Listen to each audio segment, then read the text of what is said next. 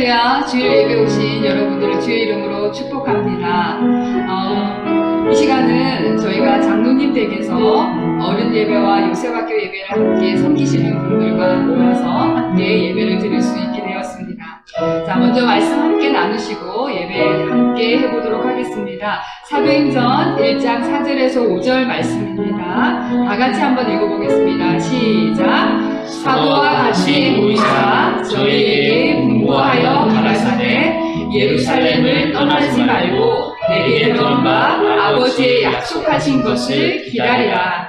요한은 물로 세례를 베풀었으나 너희는 몇 날이 못되어 성령으로 세례를 받으리라 하셨느니라. 아멘.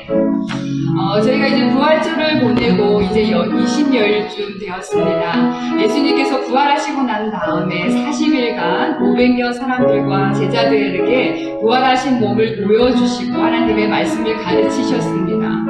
제자들에게 40일 동안 그동안 예언과 십자가의 복음과 부활과 재림에 대해서 말씀을 가르치시고 승천하시면서 제자들에게 한 가지를 부탁하셨습니다. 그것은 뭐냐면 예루살렘을 떠나지 말고 약속한 성령을 기다리라고 말씀하시는 겁니다. 제자들에게 성령이 이미 내주하지 않았을까요? 그렇지 않습니다. 제자들이 성령이 아니면 예수님을 따를 수도 없었고 제자가 되라고 콜링하셨을 때 모든 것을 버려두고 그분의 제자가 되지 못했을 겁니다. 그리고 베드로도 주는 그리스도시요 하나님의 아들이라고 고백했을 때 너의 고백이 혈육에서 나오는 것이 아니라 하나님의 영으로 말미암아 고백되는 거라고 말씀하셨고 제자들이 예수님이 보내신 마을과 성으로 들어가서 예수의 이름으로 귀신을 내어쫓고 병도 고쳤습니다. 그들에게는 이미 성령님이 내주하셔서 역사하고 계셨습니다. 그럼에도 불구하고 예수님께서 예루살렘을 떠나지 말고 성령을 기다리라고 하신 그 성령은 무엇일까요? 바로 그 다음 말씀을 보면 우리가 알 수 있습니다. 그 뒷장에 보면 너희가 오직 권능을 받으면 너희가 사마리아와 유대와 예루살렘과 땅끝까지 이르러 내 증인이 될 거라고 말씀하시는데 그 권능, 그것은 바로 두나미스, 영어로 다이나마이트의 원어, 거기서 나온 말입니다. 아주 강력하고 파워풀하고 힘있는 성령을 말씀하시는 거죠. 예수님이 제자들에게 기다리라고 한 그 성령님은 바로 그 모든 상황을 돌파하고 폭발적인 힘과 권능을 가진 새로운 기름 부으심을 말씀하시는 거였습니다. 그 새로운 기름 부으심에 성령이 임하지 않으면 제자들이 증인된 삶을 살 수 없기 때문입니다. 그들은 예수님이 가르치시는 대로 모여서 천여 기도에 힘썼고 날마다 기도할 때 그들에게 드디어 성령이 임했고 그들의 삶은 진정으로 변했습니다. 저는 지난 설교 말씀을 듣고 다시 사도행전 말씀을 묵상하면서 지금 우리도 부활절 이후 20여일을 지나고 있으면서 하나님의 말씀을 새롭게 우리 안에 배워야 하는 시기라는 마음을 받았습니다. 그리고 주님이 우리에게 말씀하고 계신다고 생각합니다. 너희들에게 그냥 교회를 다니고 내가 기독교라고 말하고 예배드리는 그런 성령이 아니라 더 강력하고 더 파워풀하고 지금의 이 어려운 시기를 돌파할 수 있는 강력한 성령의 새 기름 부음을 너희들에게 임하기를 원한다라고 우리에게 말씀하고 계신다고 생각합니다. 이 시간 우리가 그 성령님을 사모하면서 사도행전은 다시 말해 기도행전입니다. 기도 외에는 이런 이유가 없습니다. 우리에게 말씀하고 있습니다. 우리가 오직 기도로 하나님이 이 어려운 시기를 돌파하고 예배할 수 있는 그 강력한 성령의 기름 부음, 새 기름 부음을 우리 교회 가운데 가정마다 허락해달라고 이 시간 간절히 원하는 마음으로 이 시간 찬양하며 예배하기를 원합니다. 선한 능력이 우리에게 부어지길, 그 선한 힘이 우리에게 새롭게 입혀지길 간절히 원하는 마음으로 찬양 함께 하시겠습니다. 그 선하심에 고요히 감사하여 그 놀라운 평화를 누리며 나 그대들과 함께 걸어가네 나 그대들과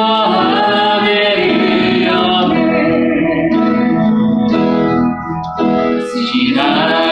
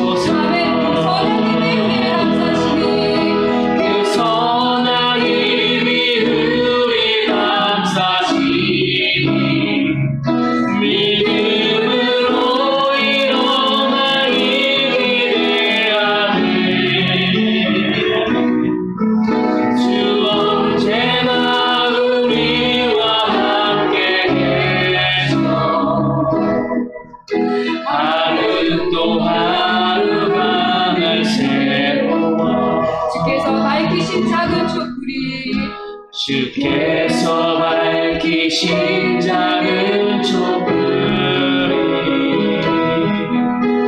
어둠을 내치고 타오르네.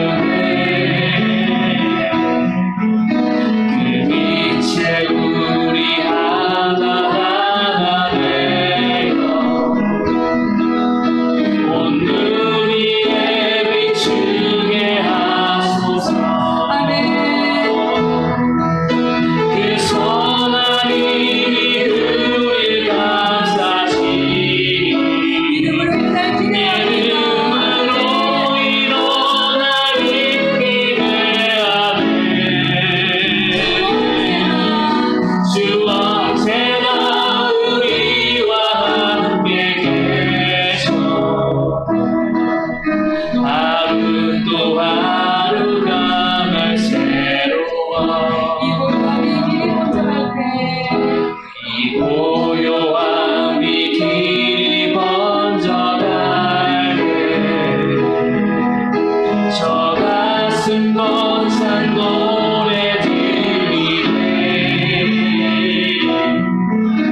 다시 하나가 되길 이끄소서. 당신의 빛이 빛나느니라. 그 선한 힘이 우리를 감싸시니 이름으로 일어날 힘이 되하네. 주 언제나 우리와 함께 계셔 하루 또 하루가 늘 새로워. 그 선한 힘이 우리 감싸시니 믿음으로 일어날 힘이 되하네.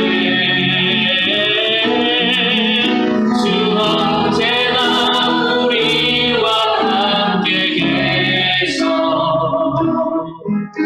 하루 또 하루가 날 하나도 고백합시다. 그 선한 힘이 우리를 감싸시니 그 선한 힘이 우리 감싸시니 일어날 기대합시다. 믿음으로 일어날 힘이 되하네. 주 언제나 우리와 함께 계셔 하루 또 하루가 늘 새로워. 우리가 이 시간 함께 기도하며 나누기를 원합니다. 하나님, 우리에게 성령의 새 기름 부으심, 그 권능이 임하는 그 성령의 기름 부으심을 우리가 사모합니다. 우리의 힘과 능과 우리의 연약한 믿음으로는 이 시대를 살아갈 수 없습니다. 우리가 주님의 증인된 삶을 살아갈 수가 없습니다. 하나님, 우리에게 새 기름을 허락하여 주시고 그 시간이 이 시간이 되게 하여 주셔서 오늘의 예배를 통하여서 하나님, 우리가 예수를 증거하는 삶으로 새롭게 세워주세요. 나아가는 시간 되게 하여 주시고 이 시간 함께 기도하겠습니다. 하나님, 그렇습니다. 우리가 주님을 기대합니다. 우리가 이 시간 하나님의 누구시니 그 성령님을 고대합니다. 하나님, 우리의 힘이 아니라 우리 능력으로 살아가는 것이 아니라 성령의 능력으로 성령의 그 충만하심으로 말미암아 우리가 할 수 없는 것을 하며 우리가 하나님 이길 수 없는 상황을 돌파할 수 있는 그 예배적인 불보다 우리가 우리 일어날 수 있도록 주만을 부어주시옵소서. 이 자리 가운데 부어주시고 가정들 가운데 부어주시고 하나님 없는 교회 가운데 부어주시고 열방 가운데 부어주셔서 하나님의 타고 무너져가는 가정들과 교회들을 세우시고 하나님의 복음이 이렇게 다시 한번 일어설 수 있는 유럽의 제복음과 같이 이렇게 일어날 수 있는 시대가 되시라고 주님께서 함께하여 주시니 도와여 주시니까. 거룩하신 주님, 오늘도 우리가 함께 주님을 예배하기를 원합니다. 코로나19를 통해서 함께 모이지 못하지만 여전히 우리가 주께서 예비하신 그 다시 만나는 시간들을 기대하고 소망하면서 이렇게 영상으로 또 각자의 삶의 자리에서 함께 마음을 모아서 주님을 예배합니다. 이 어려움이 속히 끝날 수 있도록 주님께서 책임져 주시고 성도들의 사업과 저들의 직장과 가정과 자녀와 저들이 걸어가는 길 위에 주의 능력으로 덮으시고 말씀과 은혜로 덮으시고 보혈로 덮어주셔서 우리의 힘은 주님밖에 없습니다라는 고백이 삶의 경험으로 나오는 고백이 되게 하시고 하나님을 더 깊이 알아가고 하나님을 예배하며 하나님을 경험할 수 있도록 주께서 도와주시기를 원합니다. 오늘도 우리가 소리를 높여 또 마음을 합하여 주의 이름을 높여 드립니다. 우리 예배를 통해서 홀로 영광 받으시고 우리 가운데 임재하신 주님 주의 사랑과 그 풍성한 은혜를 우리에게 허락하여 주시옵소서. 예수님의 이름으로 기도합니다. 아멘. 사랑하는 불화 생명나무교회 성도 여러분, 5월 3일 우리 교회 주일 예배를 주님의 이름으로 함께하고 있습니다. 여러분 주님 안에서 건강하게 잘 계신 줄로 믿습니다. 이제 여러분 자리에서 일어나셔서 우리 함께 하나님을 찬양하기를 원합니다. 43장 즐겁게 안식할 날 우리가 하나님께 찬양을 드리도록 하겠습니다.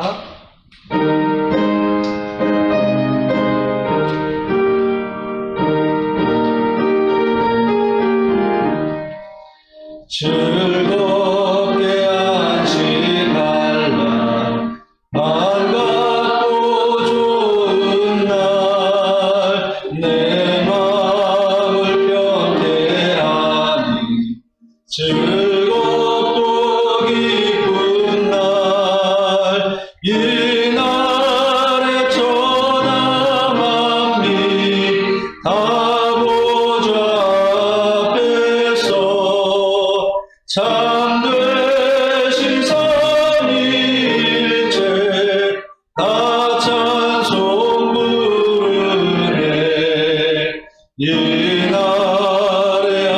하늘에서 새 양식 내리네 성회로 모이라고 종소리 울리네 보름의 밝은 빛은 온 세상 비치며 또 영생물이 흘러 시원케 하시네 이 주의 지킴으로 새 은혜 입어서 영원히 쉬는 곳에 다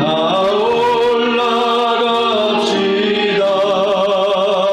성부께 찬미하고 성자와 또 성령 참되신 삼위일체 다 찬송 부르세.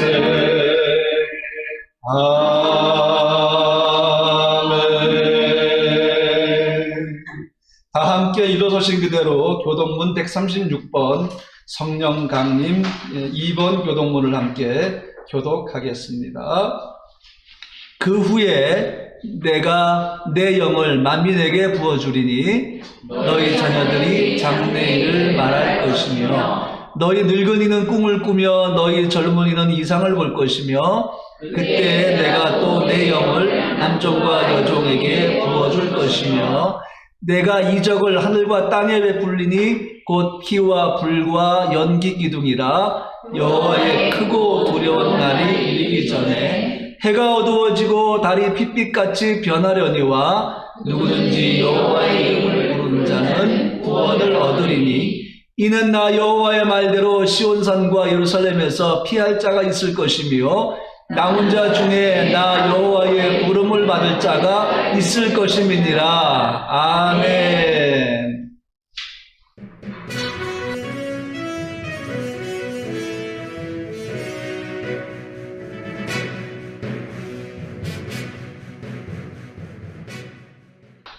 네, 공동체 소식을 여러분에게 말씀드리도록 하겠습니다.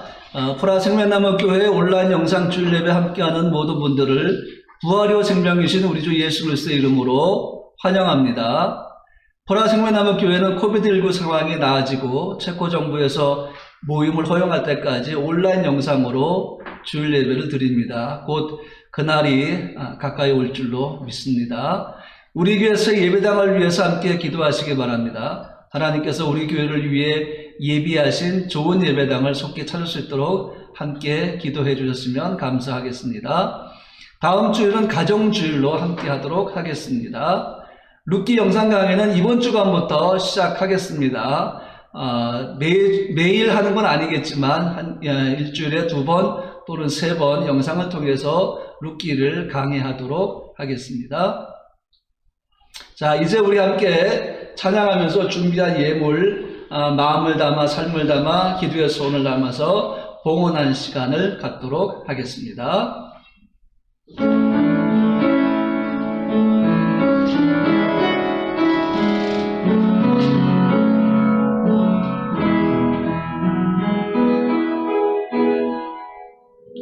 주 발 앞에 무릎 꿇고 그 사랑에 맡기네. 어떤 말도 그 어떤 소리도 그 발 앞에서 잠잠해지네.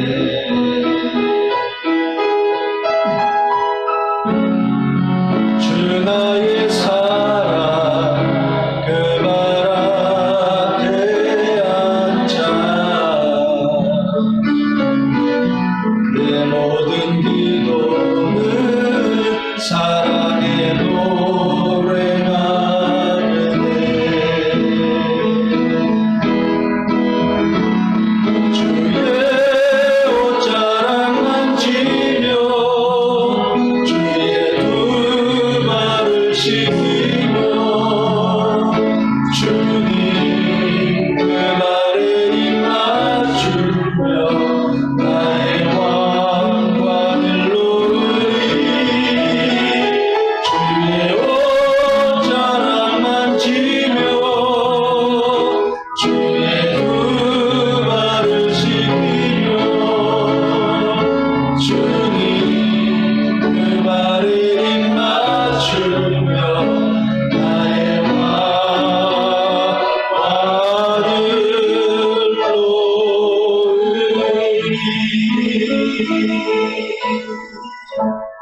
거룩하신 주님, 이 시간 우리의 마음을 담고 삶을 담아서 주 앞에 귀한 예물을 드립니다.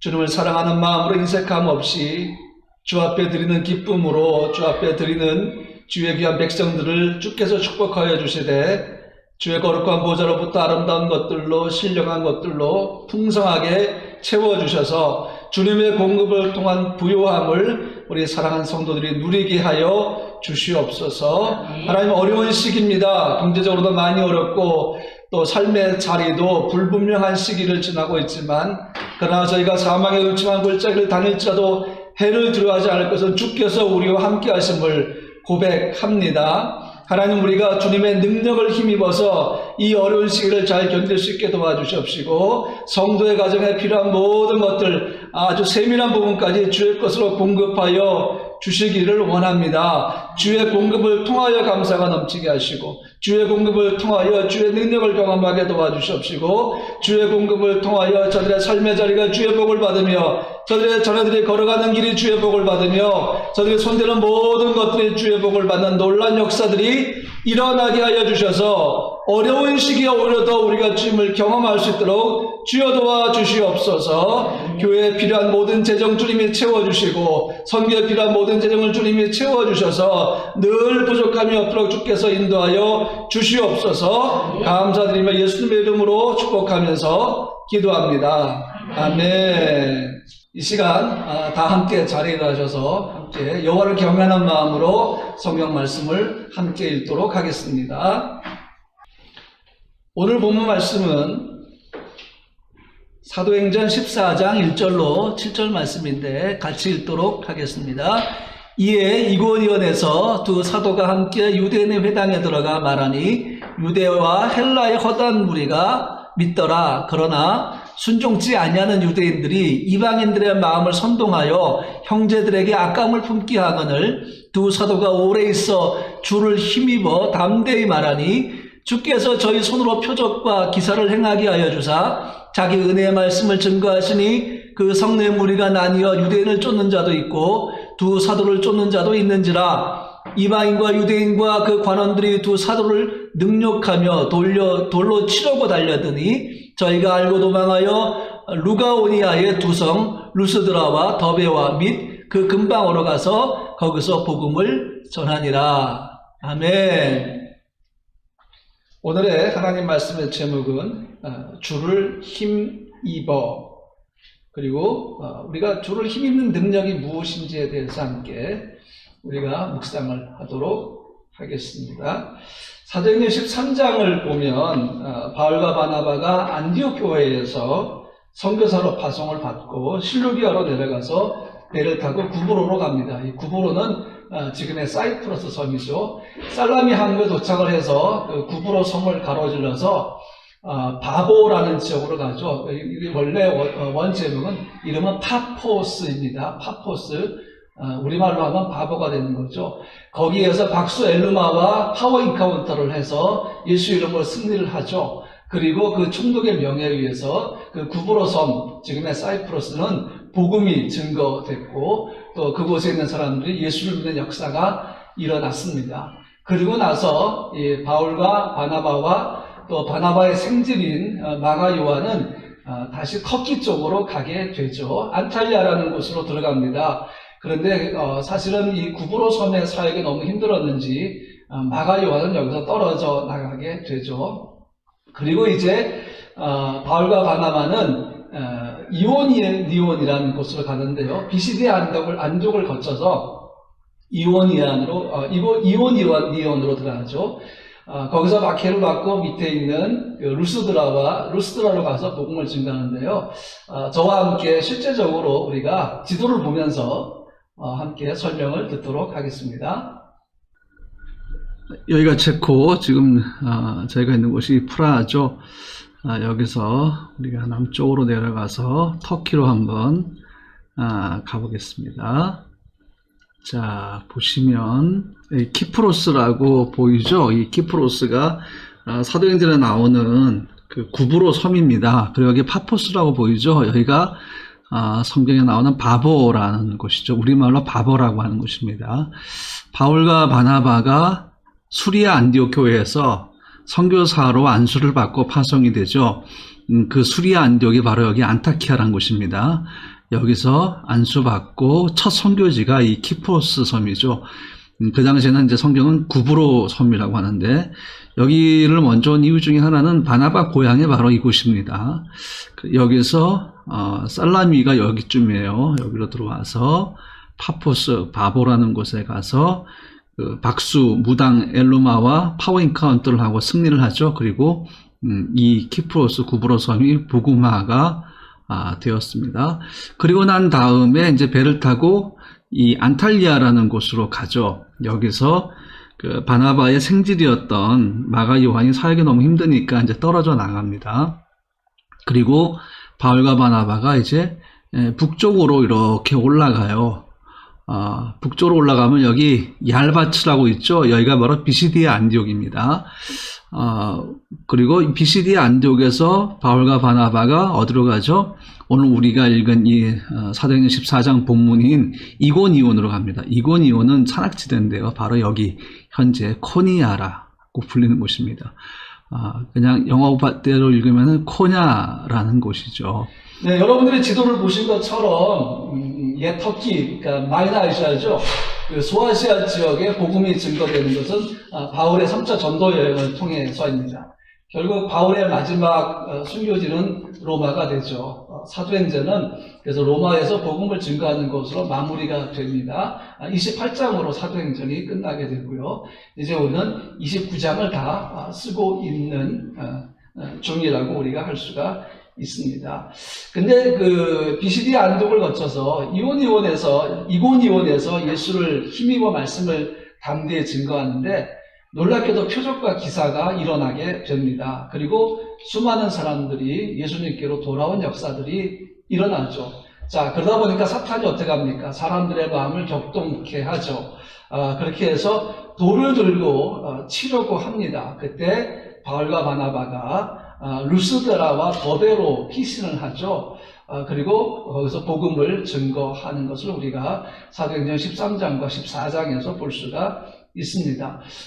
지난주에는 예배 물결을 탄 예배자로서 우리가 땅끝까지 흘러가는 예배 동산을 알아봤고요. 거기서 우리는 서프보드, 그러니까 워시핑보드를 타는 서퍼, 즉 워시퍼로서 우리가 사명을 감당하고 있다 하는 말씀을 묵상했는데요. 오늘은 그 복음이 땅끝으로 흘러가는 과정을 통해서 성령의 능력을 힘입어서 일하는 일들, 다시 말하면 사도들에게 성령께서 주신 그 줄을 힘입는 능력, 이것이 어떤 것들이 있는가 하는 것들을 같이 생각을 해 보려고 합니다.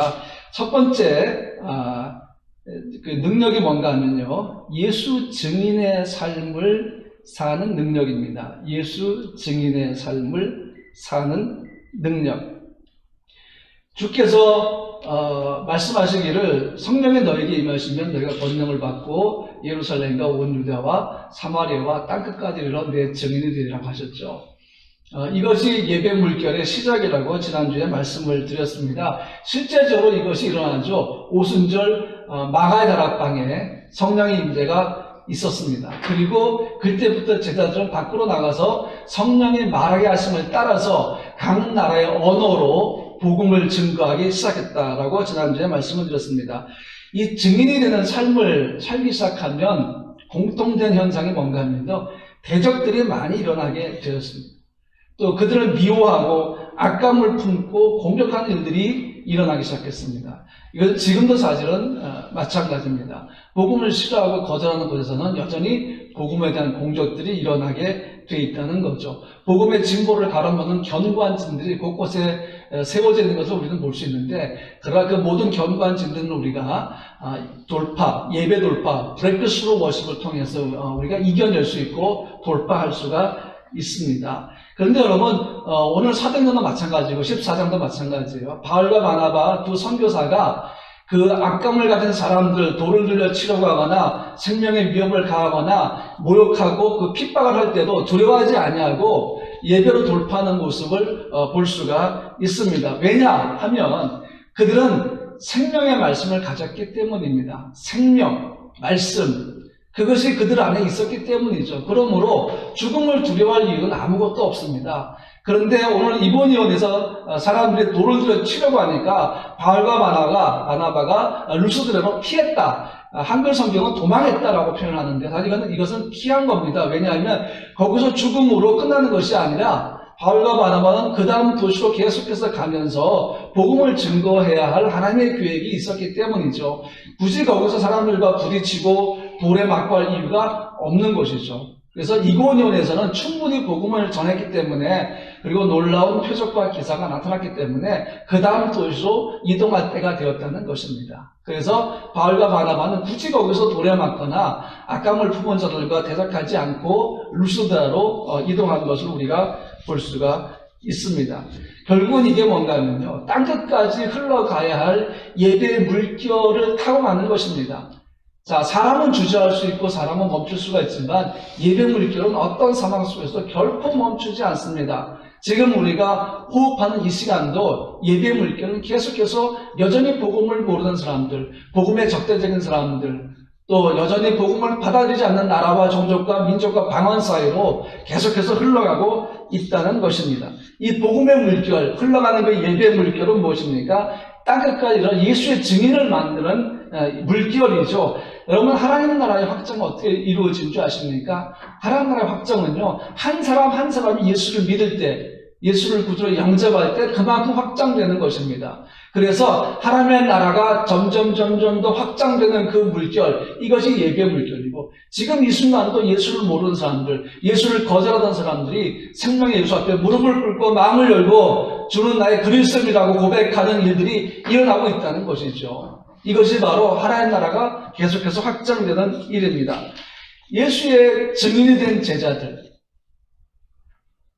성령이 강림하셔서 그들을 각 나라의 언어로 복음을 증거할 수 있는 증인들로 세우셨고, 또 그들을 통해서 유대와 사마리아 그리고 땅끝으로까지 복음이 흘러가게 하셨죠. 그 일들 통해서 너무나 많은 사람들이 예수께로 돌아오기 시작했습니다. 사도행전 11장 22절 말씀 보니까 이런 말씀이 있습니다. 주의 손이 그들과 함께 하심에 수많은 사람들이 믿고 주께 돌아오더라. 자, 이것이 뭘 얘기합니까? 복음이 파도가 된 것이죠. 이 파도는 누구도 막을 수 없는 파도라는 것입니다. 복음이 파도가 되고 물결이 되어서 각 나라와 지역과 종족을 덮어가기 시작했습니다. 그러다 보니까 너무나 많은 사람들이 계속해서 생명의 복음을 받아들이고 예수를 구주로 영접한 역사들이 굉장히 많이 일어나기 시작했다 하는 것입니다.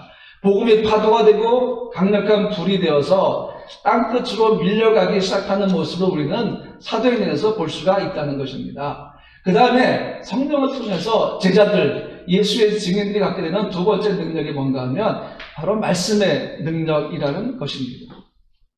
오늘 본문을 보면요, 바울과 바나바가 유대인의 회당에 들어가서 말씀을 전했을 때 유대와 헬라의 많은 사람들이 예수를 믿었다고 말씀하고 있죠. 이 제자들은 유대인의 통치단체이며 유대 최고의 법정, 그리고 법적, 그리고 종교적인 사항들을 논의하는 공회가 있는데 사내들인 공회입니다. 여기에서 말씀을 전했습니다. 지난주에 제가 말씀드렸죠. 모든 상황들이 그리스도의 말씀을 증거하는 상황으로 되었다는 것을요.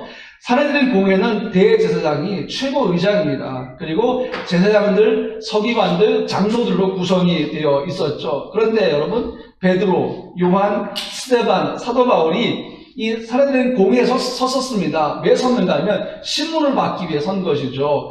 그런데 신문을 받는 그 현장에 오히려 하나님의 말씀을 사내들인 공회에 증거할 수 있는 너무나 좋은 복음 증거의 기회가 되었다는 것입니다. 이것은 뭘 얘기합니까?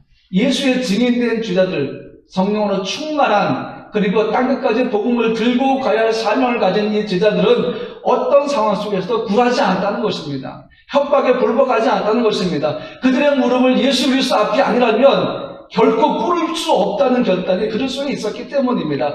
그들이 두 손 들고 항복하는 것은 예수의 말씀이지 그들에게 핍박과 박해를 당하고 돈을 들고 죽이려는 사람들이 아니었다는 것입니다. 그들의 생명은 예수를 위한 것이었지 그 다른 사람들과 다른 방법에 의해서 이룰 만한 것들은 아니었다는 거죠. 그들의 생명, 그들이 결국 복음을 위해서 피를 흘리고 순교할 때가 되기 전까지 하나님은 그들에게 오직 예수의 말씀 앞에만 무릎을 꿇으라고 말씀하셨고 예수의 영광을 위해서만 생명을 드리라고 말씀하셨다는 것입니다. 그러므로 성령이 보증이 되시고 배경이 되시고 방패가 되시고 지켜주시고 산성되시는 주의 증인들의 생명은 아무도 해할 수가 없었습니다. 그 사이로 계속해서 성령은 제자들을 인도하심으로 예배 물결의 동서를 인도하고 계셨다는 것입니다. 예수의 부활과 생명, 예수의 말씀과 주되심을 선포할 때 그 말씀을 통해서 역사하는 성령의 능력이라는 것은 장소와 시간과 그 모든 걸 가리지 않습니다. 증인들이 선 바로 그 자리에서 예수의 말씀이 선포될 때에 성령의 놀라운 능력들이 나타나기 시작했다 하는 것입니다. 그리고 세 번째 성령을 통해서 가진 능력이 뭔가 하면요, 표적과 기사의 능력입니다. 성령께서 제자를 통해서 표적과 기사를 일으키셨죠. 사람이 일으키는 것이 아닙니다.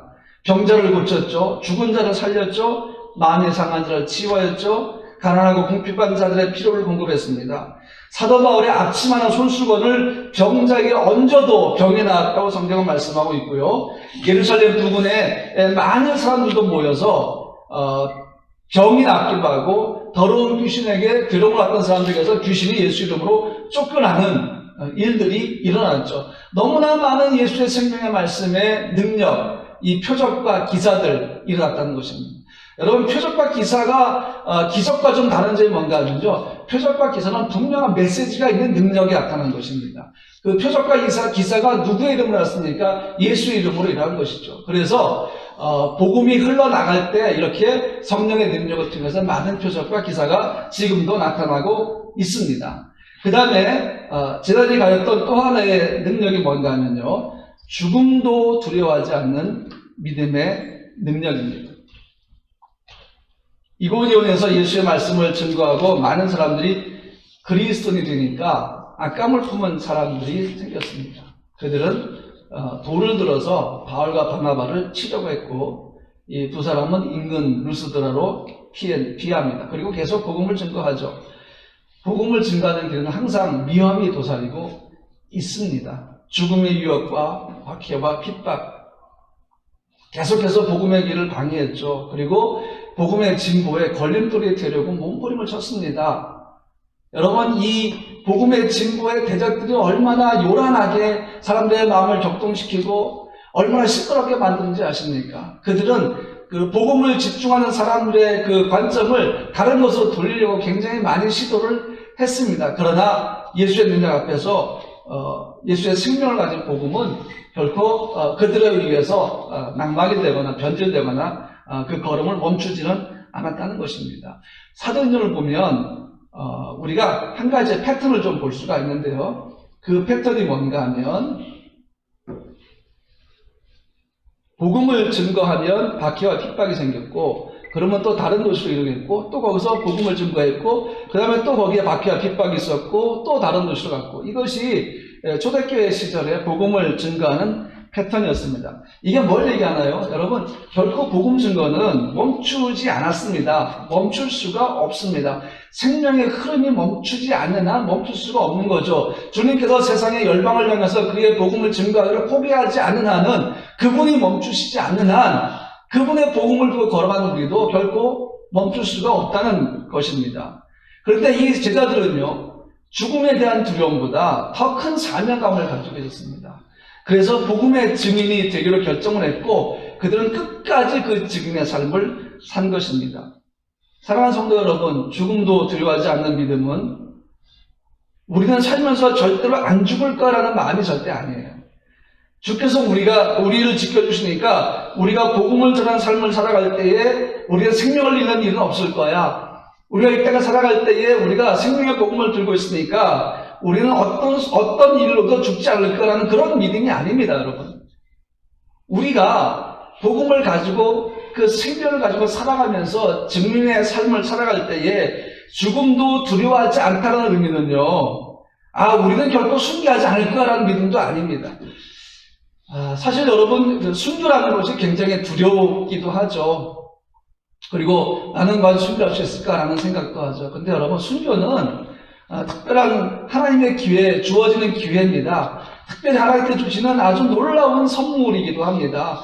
모든 사람이 다 순교하지는 않겠죠. 그래서 내가 사는 동안에는 내가 증인의 삶을 살면 나에게는 순교하는 그런 시간은 없을까라는 거, 그게 여러분 복음을 들고 죽음을 두려워하지 않는 믿음이 아니라는 것입니다. 오히려 생명의 복음을 가진 우리가 죽음을 두려워하지 않는다는 것은 뭘 얘기하는가 하면요, 오히려 우리가 죽음을 생각하는 마음을 얘기해요.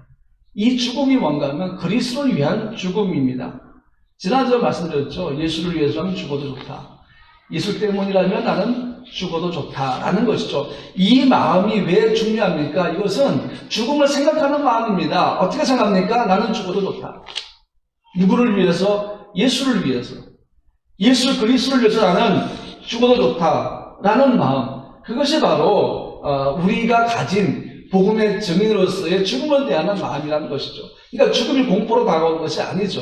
우리는 죽음을 이긴 예수의 생명을 갖고 있는 사람들이기 때문에 오케이, 예수를 위해서라면 나는 죽어도 좋아 라는 것이죠. 이것이 우리가 죽음을 두려워하지 않는 마음이라는 것입니다. 여러분, 우리가 그리스도의 삶을 살면서 한 가지 우리가 느끼는 게 뭔가 하면요, 우리의 마음과 생각과 삶의 방향이 점점 십자가로 향하고 있다는 것입니다. 내 마음과 내 생각과 모든 게 십자가에 집중되고 있음을 느낄 때가 있어요. 이때마다 너무 큰 은혜가 몰려오는 거죠.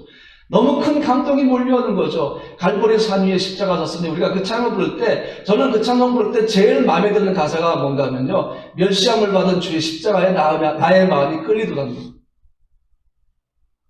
금으로 된 십자가, 화려한 십자가가 아니라 나를 위해 멸시함을 받은 그 초라한 나무 십자가, 그러나 예수가 십자가를 못 박히심으로, 나를 위해 그 십자가를 못 박혀 죽으심으로 내 삶의 가치를 다시 부여했던, 내 삶의 의미를 찾았던 그 멸시함 받은 십자가에 내 마음이 끌린다는 것입니다. 세상 물질과 세상 영광과 세상의 모든 것들이 아니라 오히려 멸시함을 받은 그 십자가에 내 마음이 끌리는 거예요. 여러분, 이것이 얼마나 큰 은혜인 줄 아세요? 찬송가 가운데 그런 찬송 있잖아요. 구주를 생각만 해도 내 마음이 좋고. 진정 여러분, 성령이 역사하시게 되면 어떠리라는 줄 아십니까? 예수라는 단어만 생각해도 눈물이 쏟아져요. 마음에 너무 큰 감동. 주님을 사랑한다고 고백할 때에 그 고백을 다 하지도 못하는데 눈물이 쏟아집니다. 견딜 수가 없는 거예요. 그 성령이 역사하시는 겁니다. 그냥 생각만 해도 눈물이 쏟아지고, 생각만 해도 은혜가 넘치고, 생각만 해도 마음의 평강이 넘치는 것, 이게 예수와 우리 사이가 된 친밀함이라는 것입니다. 우리 사랑하는 성도도 그런 경험을 했으면 좋겠어요. 구주를 생각만 해도 내 마음이 좋고, 말씀을 읽다가 그 말씀 하나에 내 마음이 뜨거워지는 거죠. 그리고 눈물을 쏟는 거죠. 여러분, 저도 이런 경험을 한 적이 있어요. 전에 어떤 교회, 아주 큰 교회, 아주 유명한 목사님이 저를 콜링을 하셨어요. 청년부를 담당하는 부목사로 저를 콜링했는데, 저는 그때 문화작을 하고 있을 때였습니다. 그래서 한 달 시간을 요청했고, 집에서 이제 차를 몰고 기도원으로 이제 가려고 짐을 실었는데, 저는 아무 생각 없이 그냥 제 운전석 옆좌석에 수건을 놨습니다. 제가 수건을 거기 놓을 아무 이유가 없습니다. 생각도 없었어요. 근데 저도 모르는 사이에 보니까 거기 수건이 있더라고요. 그래서 그냥 아무 생각 없이 운전을 하면서 제가 찬송을 불렀습니다. 그 찬송을 부르다가 갑자기 제 마음이 뜨거워지는데요. 그 찬송에 나 주를 멀리 떠났다 이제 옵니다. 그 찬송이었어요. 물론 저는 그때도 목사였으니까 제가 주를 떠났다 올 이유가 없지 않습니까? 여전히 주님 안에 있으니까 떠날 거리도 없죠. 떠날 이유도 없죠. 근데 성령이 제게 그 찬송을 주신 이유가 뭔가 하면 그 다음 가사 때문이었어요. 그게 뭔가 하면 나 바랄 것이 무엇인가 우리 주 예수. 이 가사인데 운전을 하면서 나 바랄 것이 무엇인가 찬송하는데 그 다음 찬송을 못했어요. 눈물이 쏟아지는데 내 영이 고백합니다. 나 주님밖에 없습니다. 내 평생 주님밖에 없습니다. 내가 사랑하는 분도, 내가 바라보는 것도, 내가 집중하는 분도 주님밖에 없습니다. 내 평생 주님밖에는 바랄 것이 없습니다. 라고 내 영이 고백하는데 그때부터 눈물이 쏟아지는데 견딜 수가 없었어요. 아마 옆에 운전하고 하는 사람들은 저를 보면은 아마 경찰에 신고하고 싶었을 겁니다. 저 사람 자살하러 가는 게 아닌가 싶을 정도로. 그렇게 보였겠죠. 막 펑펑 쏟아지는데 눈물을 닦을 수가 없으니까 오른쪽에 조수석에 있던 그 수건이 생각났습니다. 수건으로 계속 흐르는 눈물을 닦으면서 1시간 40분을 어느 수양강, 그 기도원으로 간 적이 있습니다. 거기서 기도했고 하나님의 뜻을 제가 알게 되었죠. 그때부터 예수를 생각만 하면 눈물이 나요. 집회 요청을 운전하고 가졌습니까? 근데 거기에 집회 장소 도착했어요. 근데 내리질 못하겠어요. 왜? 너무 눈물이 흐르니까. 주님을 생각만 해도 눈물이 흐르고 그날 말씀 전할까 생각하면 눈물이 흐르고 전화가 옵니다. 목사님 지금 시간 다 됐는데 어디입니까? 혹시 뭐 도로가 막힌 거 아닙니까? 나는 이미 와 있는데 이미 그 앞에 주차하고 있는데 내리질 못하는 거예요. 왜냐하면 너무 많은 눈물이 쏟아지니까. 예수와의 친밀함이 이런 거예요, 여러분. 어느 순간에 성령이 내게 너무나 뜨거운 그 감동의 눈물을 주시는 거죠. 여러분, 예루살렘 입성할 때에 사람들이 자기 옷을 깔고 종려나무 그 잎을 흔들면서 호산나를 외쳤죠. 저는 그 장면 생각을 많이 해봐요. 제가 거기 현장에 있었던 건 아니지만 그런 생각을 해봐요. 주님은 무엇을 보고 계셨을까? 독일의 프라이부르크 그 도시에 아우구스티너 박물관이 있습니다. 여기에 나귀를 탄 예수님이라는 그런 조각품이 하나가 있어요. 저는 이 조각품을 보면서 그런 생각을 해봤어요. 한번 볼까요? 이 작품이에요. 초라해 보이지 않습니까? 맞습니다. 초라합니다. 여러분, 우리가 성경을 읽으면서 예수님 그러니까 화려한 생각을 하잖아요. 생각해보세요. 만왕의 왕이 어린 나귀를 타고 백박에서부터 예루살렘으로 입성하는 건 그거는 진짜 왕 중의 왕의 행렬이 아닙니다.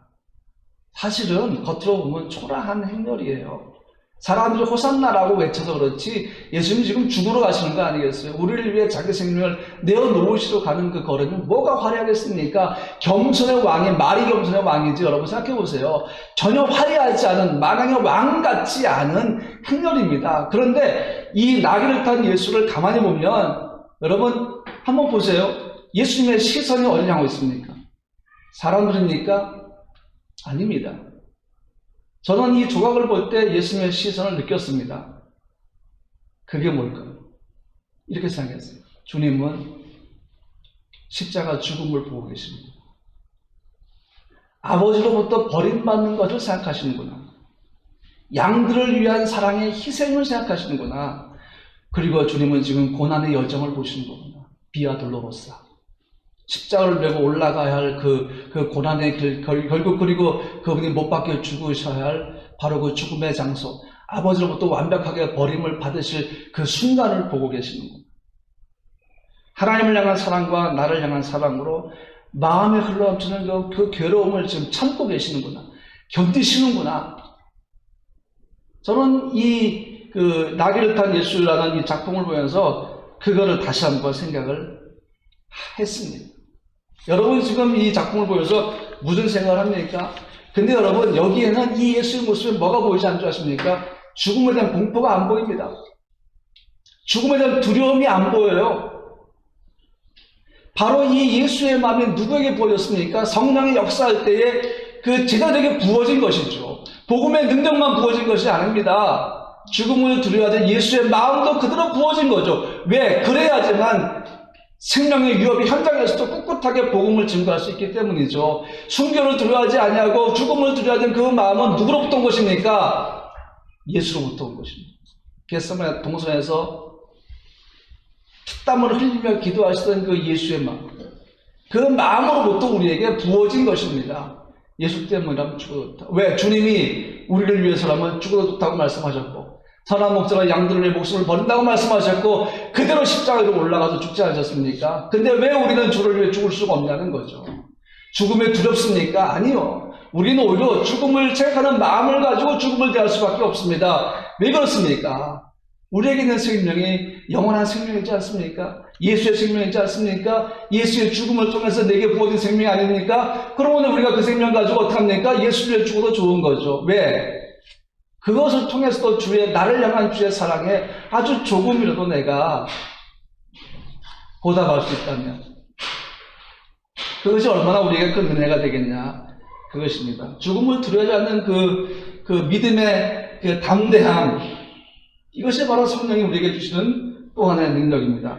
그 다음에 또 하나의 능력이 뭔가 하면요, 진정한 생명이 증거되는 능력입니다. 이 초기에 복음이 전파되던 시기에 가장 많은 걸림돌이 됐던 그 신이 있습니다. 뭐 다양한 신들이 있지만요, 그 신 중에 하나가 뭔가 하면 치료의 신입니다. 아스클레피오스라는 신이죠. 이 뱀신입니다.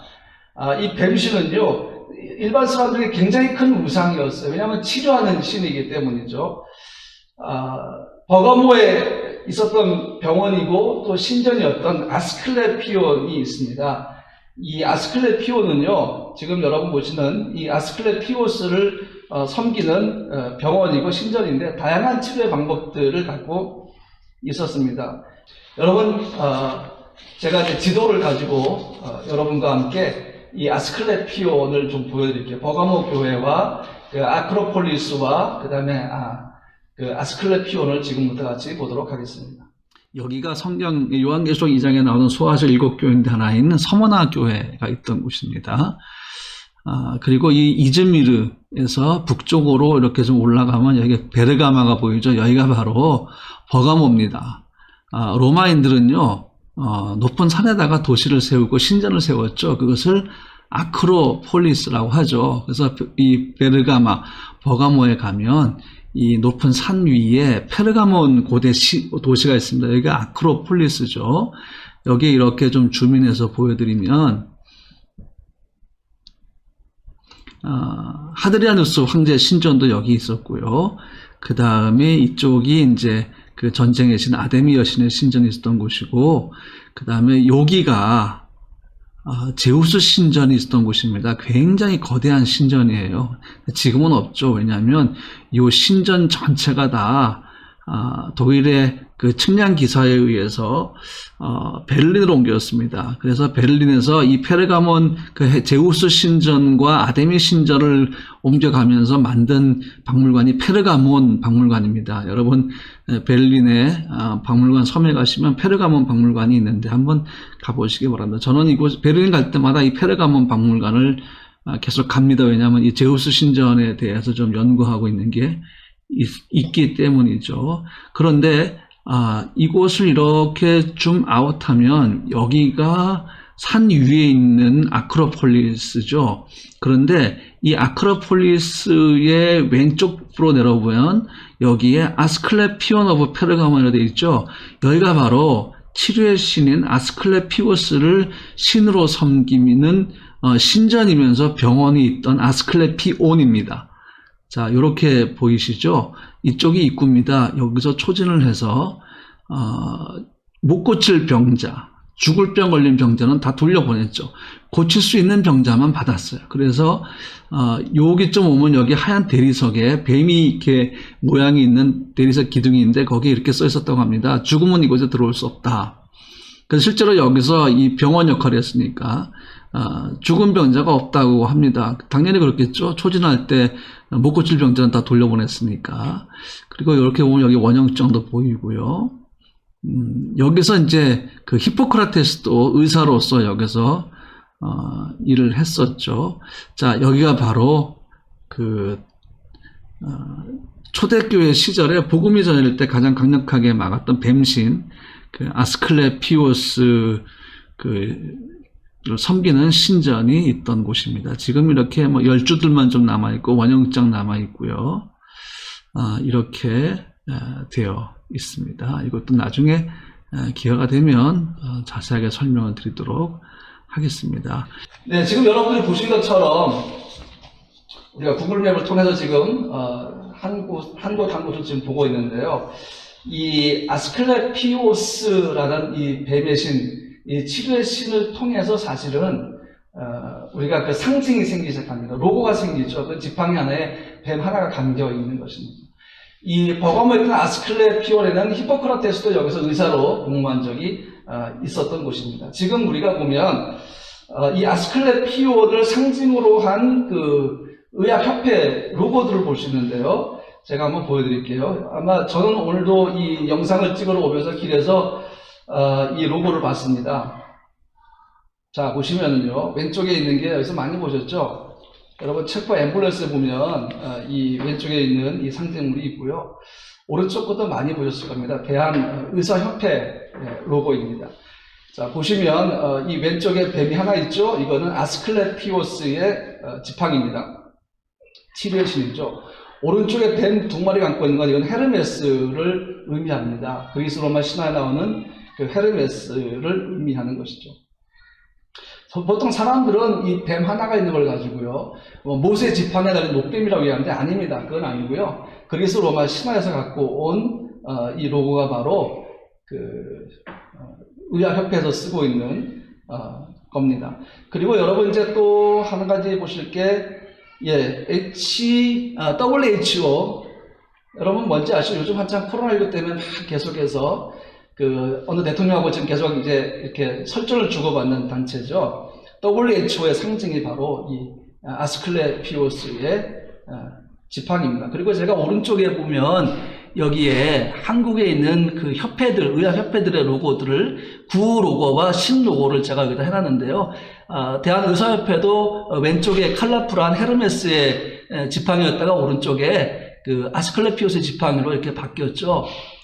그 다음에 여러분 밑에 보시면 아시겠지만 이렇게 아스클레피오스 뱀 하나가 지팡이 있는 그 로고로 바꾼 것을 우리가 볼 수가 있습니다. 이 당시에 전염병 그리고 죽음을 두려는 마음을 통해서 신화 속에서 사람을 치유한다는 이 신화, 이 신들이 얼마나 많은 의지가 됐겠습니까?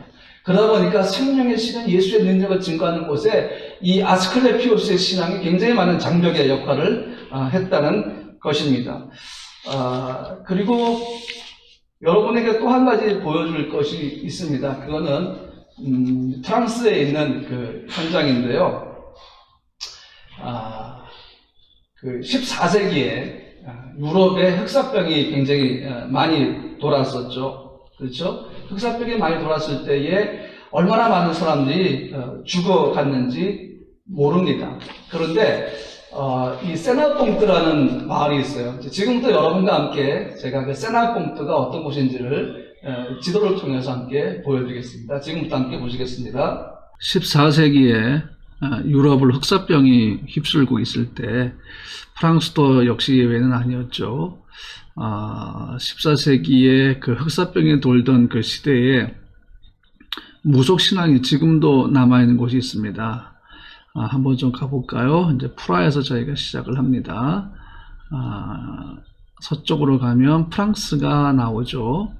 여기에 파리가 있습니다. 조금 더 가까이 다가가 보도록 하겠습니다. 이 파리 북쪽으로 올라가면 보베라는 곳이 있고요. 그 다음에 이쪽에 삐까르디 주거든요. 이 보베에서 다시 서북 쪽으로 올라가면 여기에 막세용 보베지라고 있습니다. 여기에서 저희 가족이 6개월 동안 생활을 했었고요. 보시면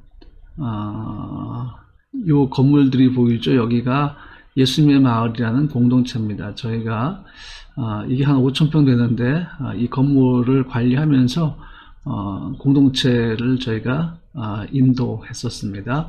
이 막세용 보베지라는 곳에서 계속해서 영볼 해협 쪽으로 가다 보면요, 세나봉트라는 그 도시가 나옵니다. 굉장히 작은 옛날 도시거든요. 여기가 르뜨에뽀라고 해서 해안가입니다. 여기 세나봉트라고 보이시죠?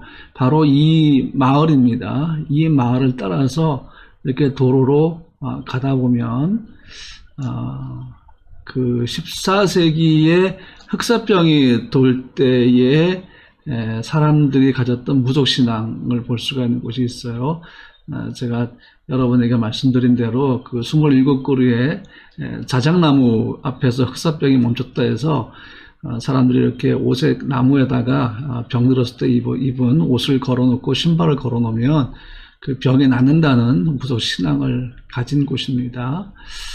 길 옆에 이렇게 무속신앙. 저는 이것을 보고 굉장히 놀랐었거든요.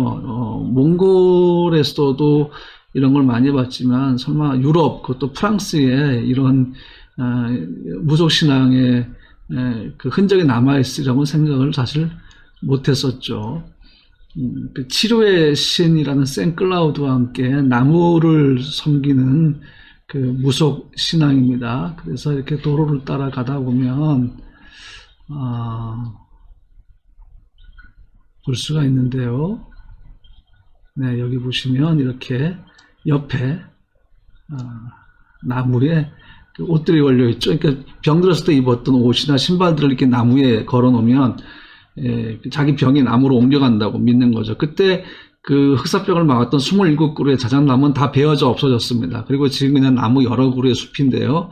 여기가 생클라우드 성자의 그 작은 성당입니다.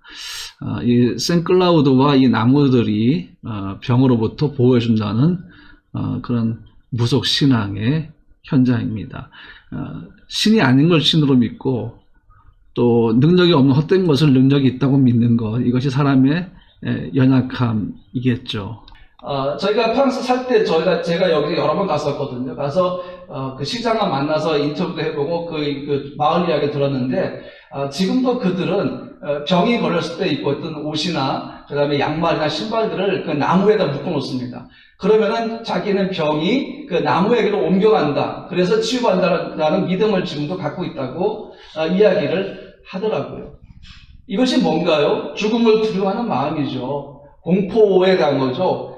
전염병에 대한 두려움이죠. 지금 코로나19도 마찬가지지 않습니까? 그것은 두려움의 대상이 되고 있는 거죠. 그런데 여러분, 사람들이 어려움이 닥치면 무엇인가를 의지하려고 합니다. 사실 이것은 하나님이 창조할 때부터 우리의 마음에 심어두신 하나님에 대한 갈망입니다. 그 대상이 하나님을 모르니까 사람들이 거짓 신들을 섬기지 않겠어요? 하나님이 갈망의 대상인데 사람들은 다른 것에서부터 그 갈망을 채우려고 시도하지 않습니까? 귀신의 힘도 있고요, 사람의 힘도 있고, 나무의 힘도 있고, 우상의 힘도 있죠. 힘이 될 수 없는 것들을 힘이라고 믿는 것은 이거는 헛된 믿음입니다. 근데 여러분 오늘 본문 보니까 바울과 바나바가 예수 이름을 힘입어 담대하게 복음을 증거하는 모습을 우리가 볼 수가 있습니다. 그 담대함이 뭐예요? 죽음도 두려워하지 않는 믿음이라는 거죠. 여러분 이 사진 한번 다시 한번 보실래요? 그 세나봉투에서 이 유럽 사람들이, 저는 여기 처음 우연히 지나가다 여기 발견하고 너무 놀랐던 게, 유럽에 이런 믿음이 있나? 여러분 저는 몽골 사람 많이 할 때 몽골에는 이런 무당들이 만들어 놓은 이런 거를 많이 봤습니다. 근데 유럽, 그것도 프랑스, 지성의 나라인 프랑스에 이런 우상이 있었나 너무 놀랐었죠. 여러분 전염병 앞에 약하고 약한 것이 사람의 마음입니다. 병으로 죽어가고 병이 창궐하는데 그 앞에서 지식과 그 지성이 무슨 소용이 있겠습니까? 그저 죽지 않으려는 마음, 생명을 구하고 싶은 마음이 간절하니까 그 마음이 어떻게 갑니까? 하나님이 심어주신 하나님 향한 갈망의 마음과 합쳐지니까 하나님을 거절하고 하나님을 모르는 사람들이 뭘 의지하겠어요? 신화를 의지하는 거죠. 사실장인 이야기를 의지하지 않겠습니까? 그리고 또 나무를 의존하고 하늘의 별과 달을 의존하지 않겠습니까? 힘이 될 수 없는 것을 힘으로 믿는 그 헛된 믿음을 지금 유럽에서도 굉장히 많이 볼 수 있다는 것입니다. 그러나 바울과 바나바가 예수 이름을 힘입어서 담대하게 복음을 증거할 수 있던 건 뭡니까? 예수만이 생명이 되시기 때문입니다. 예수만이 생명. 그래서 바울은 고난을 받을 것에 대해서 이미 알고 있었어요. 사도행전 9장 16절 말씀 보니까 아나니아가 다메섹이라는 도상에서 예수를 만나서 눈이 멀었던 사울에게, 그때 사울이죠. 사울에 가서 그가 안수하기 전에 성령이 뭐라 하십니까? 그가 내 이름을 위하여 얼마나 고난을 받아야 할 것을 내가 그에게 보이려 하시니, 이미 바울의 길은 고난이 예고된 길이었습니다. 그럼에도 바울은요 죽음을 두려워하지 않았어요. 왜 그렇습니까? 예수가 생명이심을 알게 되었기 때문이죠. 그래서 바울이 뭐라고 고백하는가 하면 이렇게 고백을 합니다. 사도행전 21장 13절 말씀 보니까 바울이 답하되 여러분이 어찌하여 물어 내 마음을 상하게 하느냐? 나는 주 예수의 이름을 위하여 결박당할 뿐 아니라 예루살렘에서 죽을 것도 각오하였노라 하니, 예수를 위해서 죽을 수 있다는 거죠. 바울의 믿음은 이런 믿음이었어요. 여러분 오늘 우리에게 필요한 믿음이 뭔지 아세요? 이런 믿음이에요.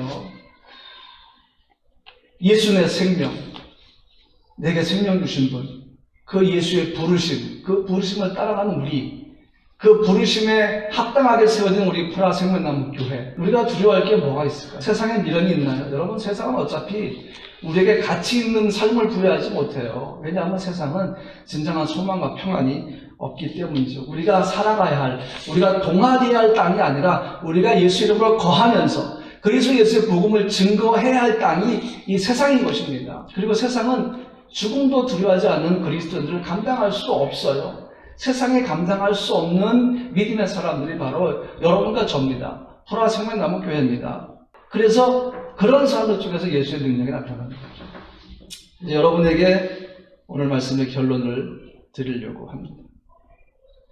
사랑하는 성도 여러분, 능력은요 내게서 나오는 게 아니에요.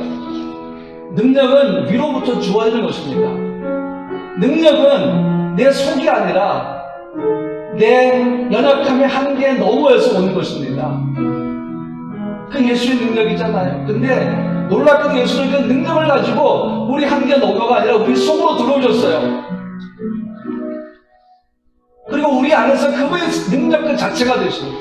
생명 그 자체가 되십니다. 소망 그 자체가 되십니다. 그러므로 예수의 복음으로 살아가는 우리에게 있어서 힘과 능력은 뭐겠어요? 예수입니다. 저 멀리 떨어진 것이 아니라 바로 우리 안에 생명과 능력과 소망과 믿음과 평안과 하나님 나라를 갖고 들어오신 분, 내 안에 좌정되신 예수, 그분으로부터 우리가 뭐가 주옵니까?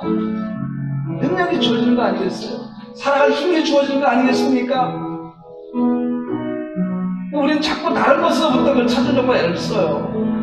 사도행전 13장, 14장 계속 흘러가면서 그 제자들의 증인들이 예수가 아닌 세상으로부터 능력을 찾았다면 그들은 결국 예수의 증인이 못했습니다. 오늘 하나님 나라가 어떻게 증거되고 있습니까? 어떻게 땅끝으로 올라가고 있습니까? 예수의 생명을 가진 자들을 통해서 올라가고 있다는 것입니다. 세상을 사랑하고 죽음을 두려워하는 자들은 이 생명을 전할 수가 없어요. 왜냐하면 그들은 세상에 충분히 감당할 수 있는 사람들이기 때문이죠. 그러나 세상은 우리 프라생명나무교회와 성도들을 버거워합니다. 감당할 수가 없습니다. 왜 그렇습니까? 우리는 예수 생명을 살아가니까. 죽음도 두려워하지 않으니까 뭐가 두렵겠습니까? 지금은 많이 어려운 시기죠. 근데 여러분, 저는 여러분에게 마지막 결론으로 이 말씀을 좀 고민하고 싶어요. 전도서 7장 14절 보니까 이런 말씀이 있는데 우리 같이 읽겠습니다. 형통한 날에는 기뻐하고 곤고한 날에는 되돌아보아라. 뭘 되돌아봅니까? 주님을 기억하라는 거예요. 주님이 내게 주신 것, 주님이 내게 행하신 것, 주님이 나와 함께 하시는 것, 그분이 날 떠나지 않으시는 것, 그분이 내 안에 좌정하셨다는 것, 내 안에 거하시고 계시다는 것, 나의 힘이요 능력이요 반석이요 산성이시오 나의 도울 힘이 되시고 내 하나님 되시는 그분, 내가 여호와를 항상 내 앞에 모시며 그가 내 우편에 계시므로 내가 요동치 아니하리로다. 10절 16편 9절 말씀, 우리는 기억해야 할 하나님이 너무 많지 않습니까? 하나님, 그 한 분 하나님, 그는 그 한 분이 내게 행하신 너무나 많은 일들, 그 많은 것들을 우리는 기억할 수 있지 않겠습니까? 그분이 우리와 함께 하시는데 코로나 바이러스가 두렵겠어요? 경제적인 어려움이 여러분 무릎 꿇게 할 수 있습니까? 여러분의 무릎은 예수 앞에 꿇게 돼 있어요. 그것이 창조의 원리고, 그것이 하나님이 여러분의 무릎을 만드신 목적입니다. 하나님을 얘기할 때만 무릎을 꿇게 되는 거죠. 그분 앞에 간구할 때만 무릎을 꿇게 되는 것입니다. 세상의 환난과 어려움, 환경과 여러분 그 모든 것들 앞에서, 죽음의 앞에서 여러분 그 무릎을 꿇으라고 만드신 것이 아닙니다. 여러분과 나의 무릎은 예수를 위해서만 만들어진 것입니다. 우리는 두 손 들 때에 예수 앞에만 두 손 듭니다. I surrender all. 감히 세상은 우리 프라생명나무교회 성도들의 무릎을 꿇게 할 수가 없고 두 손 들고 항복하게 할 수가 없습니다. 오직 예수만이 그런 자격이 있습니다. 형통한 날에는 기뻐하고 곤고한 날에는 되돌아봐.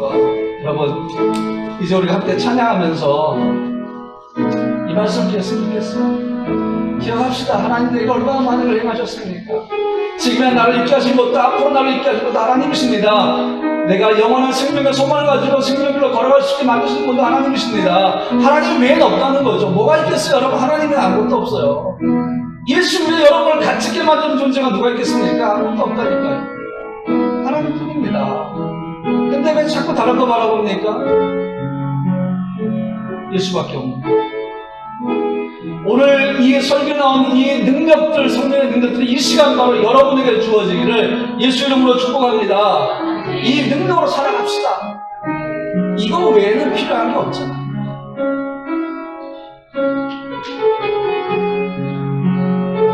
이 시간 때 우리 찬양하면서 잠깐 기도했으면 좋겠어요. 하나님, 이 세상을 살아가면서 나는 내 힘을 의지할 수 없습니다. 왜? 너무 연약한 건 아니까. 내가 나도 못 믿는데 내 힘 어떻게 믿겠습니까? 주님만 바라봅니다. 나를 도우셔서 함께 찬양하며 기도하겠습니다. 이 세상을 살아가는 동안에 나의 힘을 의지할 수 없으니 기도하고 낙심하지 말 것을 주께서 참 소망이 되시리라. 하나님의 꿈이 나의 비전이 되고 예수님의 성품이 나의 인격이 되고 성령님의 권능이 나의 능력이 되기 원하고 바라고 기도합니다. 주의 길을 걸어가는 동안에 주의 길을 걸어가는 동안에 세상의 것 의지할 수 없으니 감사하고 낙심하지 말 것을